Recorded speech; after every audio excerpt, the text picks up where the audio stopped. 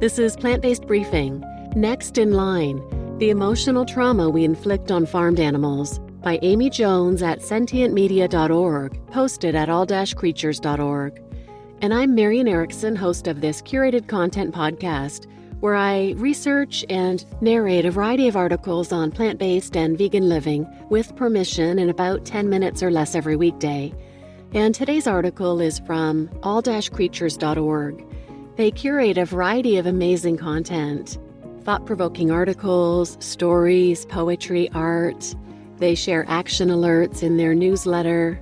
And they've also created a great resource called What to Eat When You Don't Eat Animals, menus and ideas to inspire people who want to eat as if life is precious.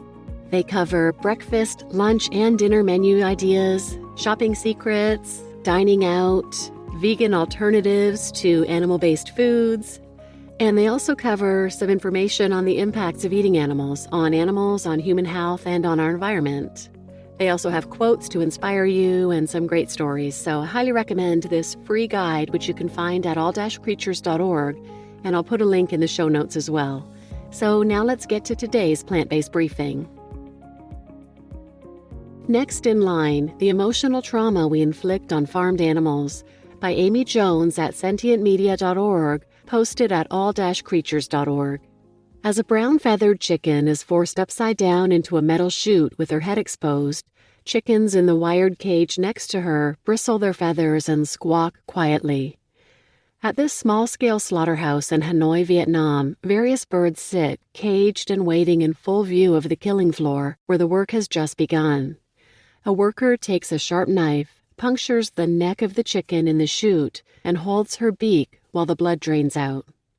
Beside her, another chicken watches closely. I take my camera and begin to document the scene, painfully aware that these animals are witnessing the deaths of their companions. This is in no way an isolated incident, and each time I've documented an animal witnessing the death of another, I wonder, do they know what's coming? Are they aware that they're next in line? It is this sentiment that I strive to explore in the photo essay, Next in Line. My own reflections here are speculative, as there are currently few to no reliable studies that address the trauma that animals face when witnessing the death of others on the slaughter line. But what research shows is that farmed animals are sentient and emotionally complex individuals. Cows are able to catch each other's feelings of stress. Sheep can recognize fear in other sheep.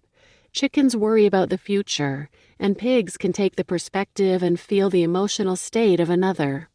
Typically, when farmed animals have been the subjects of such research, it has usually been through the lens of their commodification as a food source. It is only more recently that scientists have begun to further explore the cognition and emotions of farmed animals because for so long they were seen as just that, farm animals. Now, this growing research confirms to us beyond doubt that farmed animals are complex individuals capable of experiencing fear, pain, joy, comfort, and a whole variety of other emotions. Despite the evidence, we continue to subject these animals to overwhelming levels of emotional and physical trauma.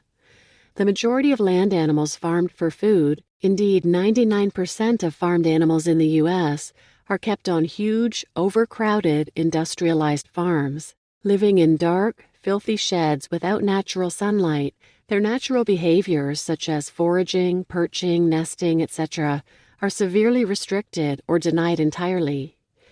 A Faunalytics report exploring slaughter from a philosophical standpoint states that it is currently unclear whether animals possess a concept of death and are able to fear it, but that until we know more about animals, it might be premature to accept that they lack this understanding. And that is a key issue.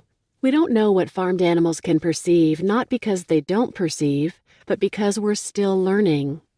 You simply have to spend an hour at an animal sanctuary watching a pig snuggle up with their favorite soft toy, a chicken purring quietly as they enjoy a petting session, or a cow standing close to their best friend, to know that we've barely scratched the surface. Photographers and creators are working to show animals through a different lens, one which allows them to be seen as the individuals that they are. Vegan artist Isa Leshko explores this in her photography book, Allowed to Grow Old, Portraits of Elderly Animals from Farm Sanctuaries. It's a rare, precious piece of work. Most farmed animals are killed at just a few months old. For a moment, Leshko's photographs show us something that we've likely never seen before: the elderly decline of farmed animals who are spending their final days in thick beds of clean hay, sunlight warming their backs. That these photos are so surprising shows just how little we know about the lives of farmed animals. We deny them even the chance to age, and essentially, even the chance to live. And when it comes to aquatic animals, our knowledge is even more sparse. There are nearly 250,000 species that we know of in the ocean, and we can't even begin to imagine how complex these animals are. All we see them as are lumps of food on our plates. Powerful storytelling is attempting to change that thinking. Last year's critically acclaimed Netflix documentary, Myoctopusteacher, gave mainstream audiences a glimpse into the fascinating lives and sentience of octopuses.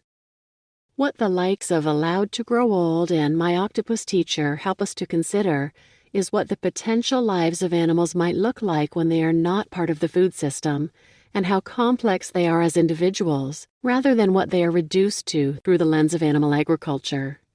I hope that my photographs can be part of that wider learning process, which is encouraging conversations and reevaluating what animals are feeling and fearing. Animals are like us in all the ways that matter, and for just a moment, when people look at the photo essay, Next in Line, I hope the viewer can pause, question, and consider the emotional violence we inflict on farmed animals, and the complex natures of animals that for too long we have seen as nothing more than commodities. You just listened to Next in Line, The Emotional Trauma We Inflict on Farmed Animals by Amy Jones at sentientmedia.org, posted at all-creatures.org. And I'm your host, Marian Erickson, and as always, I put a link to the original post in the show notes, where you can view Amy's powerful photos.